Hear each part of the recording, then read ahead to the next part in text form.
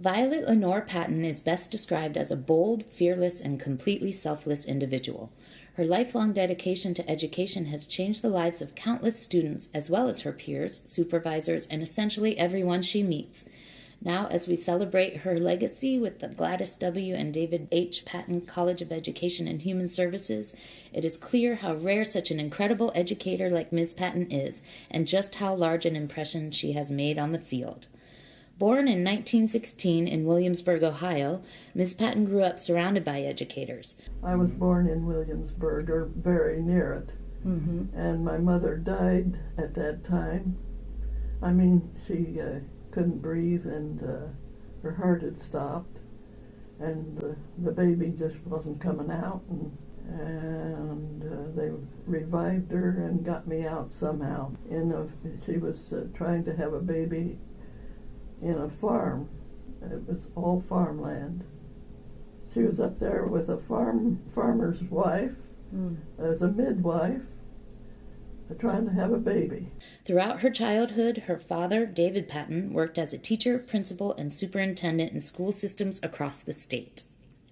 My family, my mother and my dad and I, are all researchers and authors and teachers.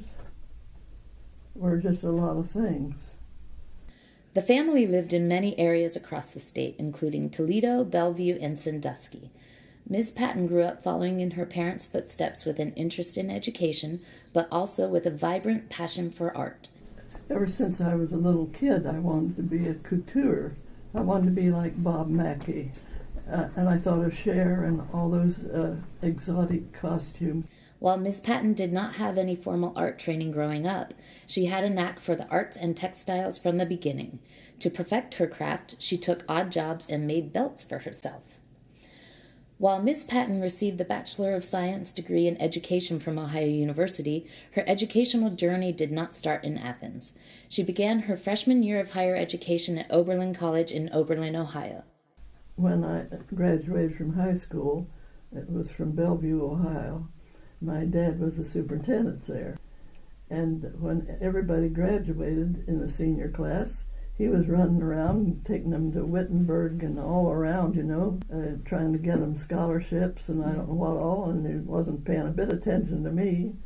And I thought, oh, he never would get to me. And the math teacher seemed to think that I was good in math. Well, I'm not.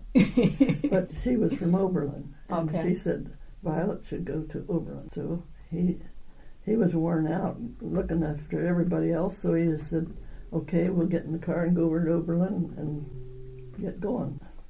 Well, when I talked to the people in Oberlin, once I got there, I tried to sign up for art, and all they had was a painting course, and I did that.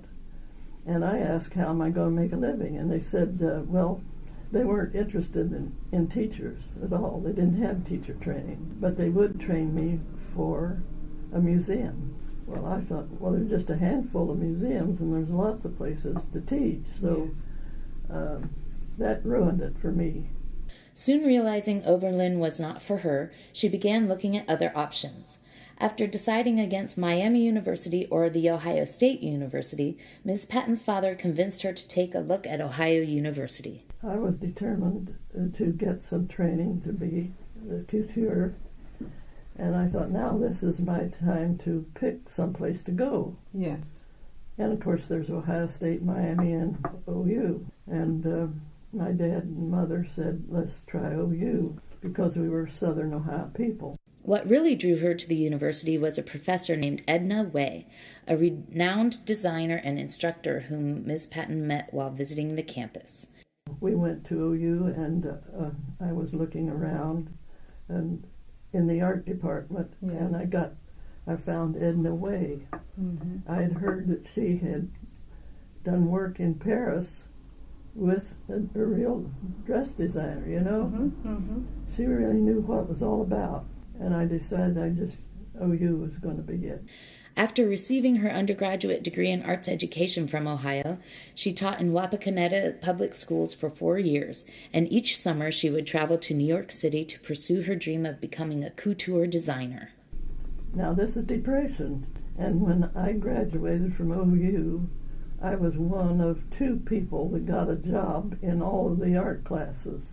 And the way I got it was by making up a resume, and I went in to Wapakoneta to the superintendent's office and asked for the job, and he sent me to the president of the board, a very stylish madam. And that year, actually I stayed there 4 years. And the very minute that school was out, I got on a train and went to New York City. And I went to Trapphagen School of Costume Design. Okay. And it was a big thing. Every time you opened up Vogue, in the back was this big ad about Trapphagen. So I thought that's the place to go. And I took that summer, and they gave me credits, and I decided that that's what I wanted to do, just to continue. She received a 180-hour diploma from the Trapphagen School and later took courses at the renowned Parsons School of Design in New York City. Ms. Patton then went on to receive the master's degree in fine arts and fine arts education at the Teachers College at Columbia University, where she graduated summa cum laude. No matter where she went, Ms. Patton always had a passion for art. Everything is interrelated to art. Everything. Yes. All learning. Poetry, drama, Yes. dance, Yes. and so on. That passion and a dedication to education led her to achieve amazing things in her career as an educator and artist. Even before she graduated, Ms. Patton was pursuing her love of arts and education. In 1936, she illustrated a series of spelling books for a publishing company in Columbus, and in 1937, she illustrated arithmetic textbooks for a publishing company in Indianapolis. I didn't have any art training through schooling because they didn't hire art teachers then. But I was trying to make belts, and I was trying to, I got myself jobs, and I didn't have any training. I learned that the man that was superintendent of Sandusky, Ohio, he was writing a series of books, readers, and I had $5. So I put on my little linen suit. I had a wine color linen suit and my white gloves and my $5, and I got on a bus and went over to Sandusky and hunted up the superintendent's office, and luckily he was in. And I asked him if I could illustrate his series of books. And I knew enough about the different ways you could do it. He agreed. He gave me a book and said, go home and see what you can do with it. So I did, and got the job. Right from the start, Ms. Patton brought energy and innovation to her teaching. In her time as a teacher, she continually worked to revitalize and enhance education, specifically with arts education. At her first job with Wapakoneta Public Schools, she developed training programs for art teachers while she worked in the Wapakoneta and Alliance school districts, and later she shared that training with future educators as an assistant professor at Miami University.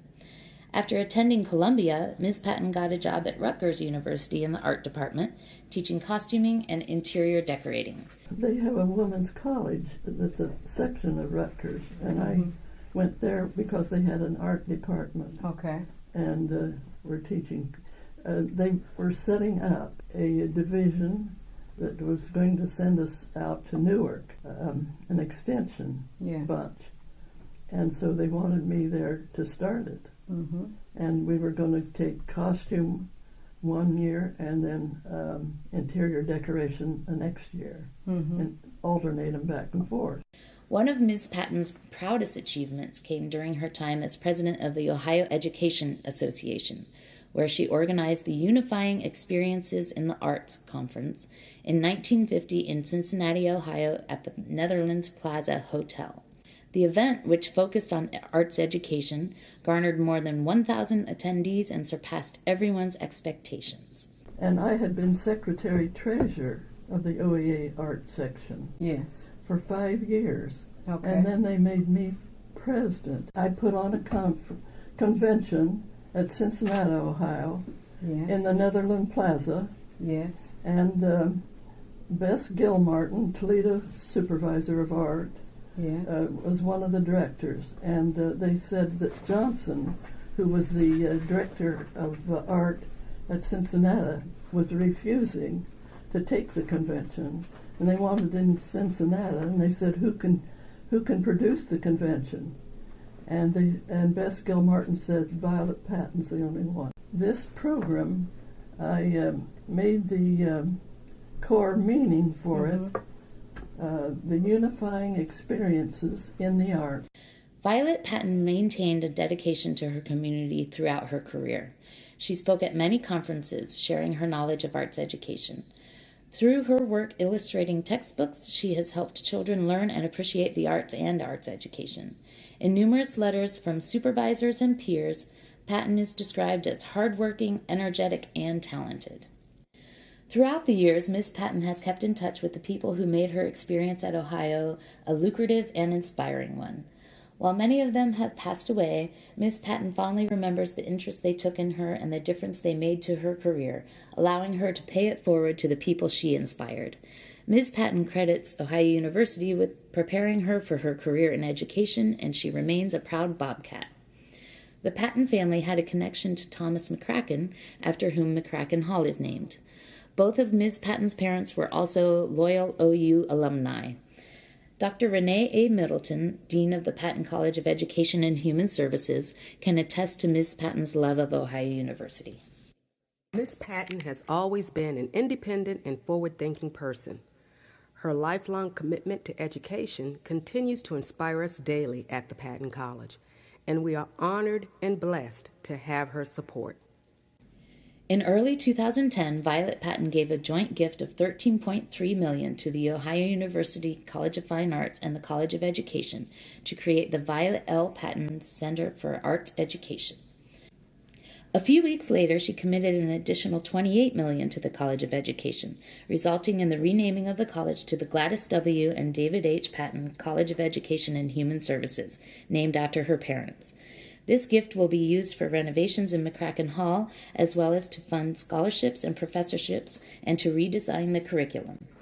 Ms. Patton's hope for the Patton College and the Violet L. Patton Center for Arts Education is to show how different aspects of arts and education are interrelated.